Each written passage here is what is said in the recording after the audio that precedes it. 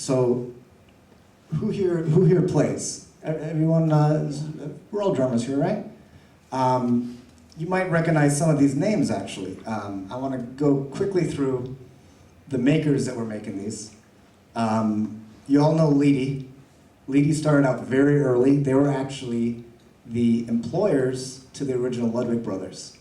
They worked in a Leedy shop, and Ludwig was a dealer for Leedy around 1912, 1911. Leedy started out making things. Here's an example of a Leedy ocean liner whistle.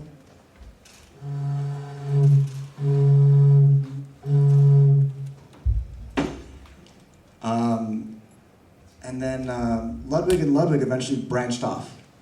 And they started here, not here in Chicago, over there in Chicago, around 1911, 1910, around then. And some early examples are like, this is maybe my favorite thing in the collection. It's a Ludwig train whistle from 1914, pretty early, about 100 years old. And you can see their first logo here was just Ludwig Chicago, and it was a little decal. That's all they had. Other makers, more obscure makers, when I'm collecting these things, I go for the weird makers. There was Wahlberg and Augie. They went through the 60s. They made a lot of generic things without their name on it. Anything metal like this was Wahlberg and Augie. They were in Worcester, Massachusetts, brewing out tons of drum equipment. Anything metal and drums was made by them. Duplex in St. Louis was really, really obscure. You might see duplex drums on the floor there occasionally. Very old drums that look like Civil War drums, almost, that are like piccolo snares.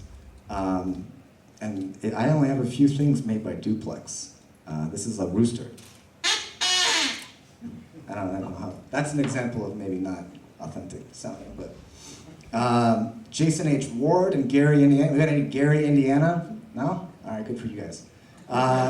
Gary, Indiana, Jason Ward was a really early maker, and they made really just things for sound effect drummers. They made a drum set back then was a bass drum and a snare drum.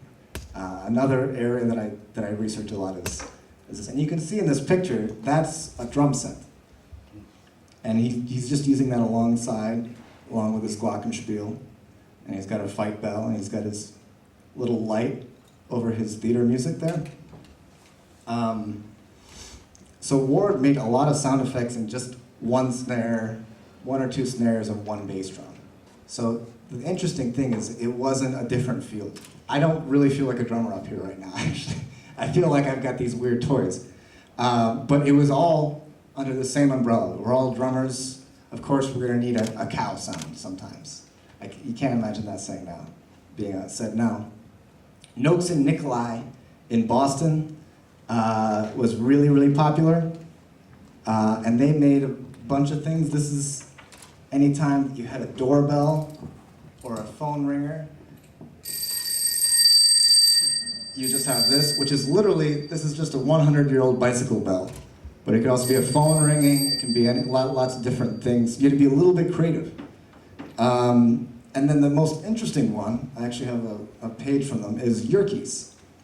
Yerkes was in New York, and they were only alive for a handful of years, around 1910 to 1914, just off the top of my head.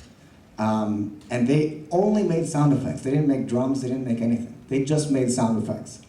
And it was a company that theater owners would go straight to. Like if we want to improve our sales, we want to sell more tickets and have a good show for people to see, we're going to have sound effects.